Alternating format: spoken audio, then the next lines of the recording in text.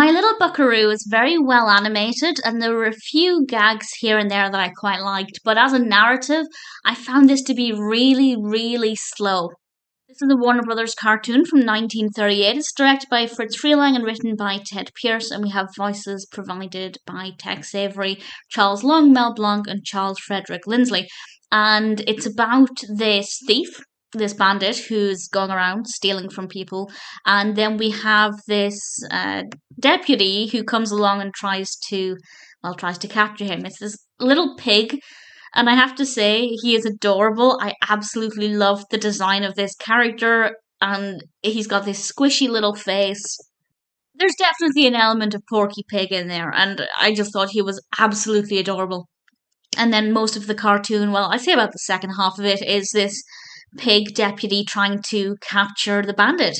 And it's, as I said, really slow in terms of the actual events in it. It's not that engaging, but there were a few, well, I was going to say funny things, interesting things that I thought were very creatively done, things that I thought worked well, and I'll discuss those with a spoiler in a moment. It's probably not a cartoon I'd watch again. It's absolutely not a personal favourite. The narrative is, considering the characters are constantly running around and everybody's moving at top speed, it's a very slow cartoon. But it is very well animated. Visually, it's quite engaging. Certainly, I found it easy to watch in terms of the actual visuals, but the narrative I just didn't find to be that interesting. So, some interesting characters, some nice animation, but not the strongest narrative. If you haven't seen it though and you're a fan of Warner Brothers cartoons, I'd say it's absolutely worth checking out at least once.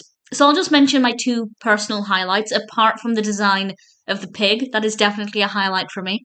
But the other two things I loved, and these are tiny spoilers for what I consider to be some of the best moments. And the first is when we have the gun that's got the fruit machine on it. And I think that that worked really well. The pacing was great. They didn't milk the visuals for more than it was worth. I really enjoyed it. I thought it was very creative.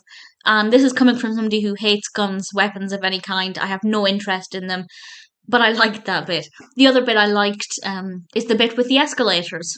And I thought that was pretty effective, and visually it looked really appealing. So there are a few things that I thought were worthy of note. Unfortunately, the overarching narrative is not one of them, but at the end of the day, I didn't mind it. I probably wouldn't watch it again, but I'm happy enough to recommend it.